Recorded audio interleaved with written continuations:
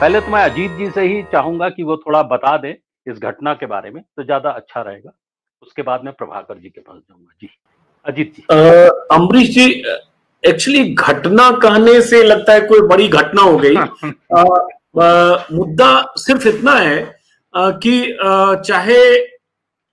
Crime against women किसी भी राज्य में हो, चाहे बीजेपी रूल्ड स्टेट में हो, चाहे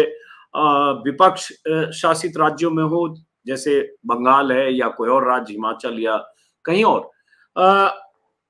क्राइम अगेंस्ट वुमेन पर जिसके भी तेवर होते हैं, चाहे महिला सांसद या जो लोग आवाज उठाते हैं, आज का दौर बड़ा सेलेक्टिव है। और उस सेलेक्टिव दौर में जब बंगाल में एक लड़की जो 31 साल की ट्रेनी डॉक्टर थी, जिसके साथ दरिंदगी हुई शुक्रवार की आधी रात को 2-3 बजे, तड़के कहें 4 बजे, जब भी हुआ, हॉस्पिटल में, जो सरकारी हॉस्पिटल, और उसमें जिस ढंग से दरिंदगी हुई, जिस ढंग से बर्बरता से रेप के बाद उसकी हत्या की गई, और जो दरिंदा था वो अस्पताल में एक वॉलंटियर की तरह काम करने वाला था, बंगाल पुलिस का वॉलंटियर था, जो जाहिर है जो इस तरह से दिहाड़ी टाइप से जो नौकरी होती है उस तरह की कोई नौकरी करता हो। अब बात आती है कि उस घटना के बाद बहुत सारी चीजें हम लोगों को कल पता चली, जब सीबीआई जांच के आदेश पश्चिम बंगाल सरकार की तरफ से या पुलिस की तरफ से लापरवाही के मद्देनजर जब कोलकाता हाईकोर्ट ने सीबीआई जांच के आदेश दिए, और बड़ा स्पेसिफिक बातें कोलकाता हाईकोर्ट ने कही, जिसमें यह कहा कि आपने उस लड़की की हत्या के बाद अननेचुरल डेथ का मामला क्यों दर्ज किया, आपने सुसाइड की जानकारी क्यों परिजनों को दी, आपने पुलिस का रवैया उसमें इस तरह का लापरवाही वाला क्यों रहा, 5 दिन तक पुलिस क्या करती रही, ऐसे बहुत सारे सवाल उठे हाईकोर्ट की तरफ से सीबीआई जांच के आदेश देने से पहले या सुनवाई के दौरान और पोस्टमार्टम रिपोर्ट में। तो जब उसके कुछ हिस्से रात में हमने देखे, और उसके बाद एक ललन टॉप, एक डिजिटल प्लेटफॉर्म है, उस पर एक वीडियो वायरल हुआ जिसमें जो वो लड़की थी उसके माता पिता के साथ जिस ट्रॉमा से वो लोग गुजरे कि 10 बजे सुबह उन्हें जानकारी दी गई अस्पताल से कि आपकी बेटी ने खुदकुशी कर ली है, और वो भागे भागे एक पड़ोसी महिला के साथ हॉस्पिटल पहुंचते हैं, और 3 घंटे तक वो उस माँ बाप को उस बेटी की शक्ल देखने के लिए वो तरसते रहे और कहते रहे कि मुझे एक बार चेहरा देखने दो, और बड़ी मुश्किल से वो जा पाए। और उसके बाद उस पिता ने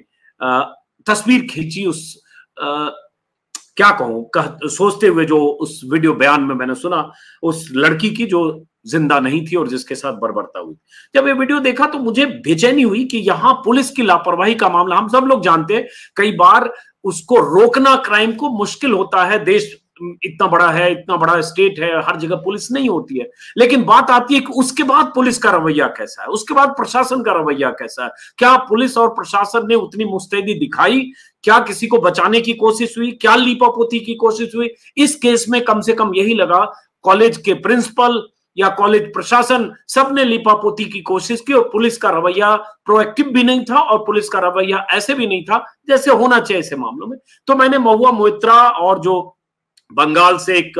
इंटरेस्टिंग है कि 11 महिला सांसद हैं लोकसभा में टीएमसी की, मुख्यमंत्री तो महिला है ही, और उनमें से कई महिला सांसद संसद में बहुत मुखर रहती हैं। किसी भी राज्य में क्राइम अगेंस्ट वुमेन हो तो, यूपी और कहीं बीजेपी रूल्ड स्टेट हो तब तो कहना ही क्या। तो मैंने रात में सिर्फ उनको टैग किया उसी वीडियो के साथ, चूंकि वो बेचैन करने वाला वीडियो था, तो मैंने टैग किया महुआ मोइत्रा को भी और कुछ सांसदों को, जिसमें सागरिका घोष भी हैं, और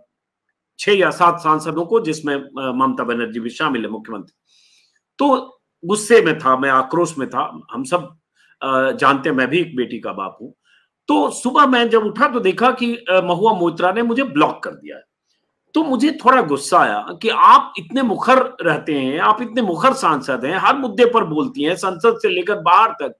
और आपके सूबे में जहां आपकी सत्ता, आपकी सरकार है, वहां आपकी सरकार, आपके प्रशासन, आपकी पुलिस और सरकारी अस्पताल के प्रिंसिपल पर इतने गंभीर आरोप हुए, और जहां कोर्ट ने ऑब्जर्वेशन में सारी बातें कही हो, वहां आपको सवाल एक जर्नलिस्ट पूछ रहा है तो आप उस पर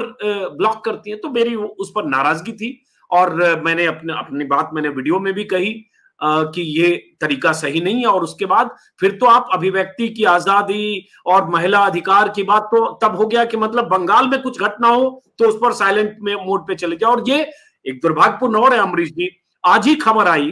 बिहार से, बिहार में भी इसी तरह की घटना हुई मुजफ्फरपुर में, 14 साल की एक बच्ची के साथ गैंगरेप हुआ है,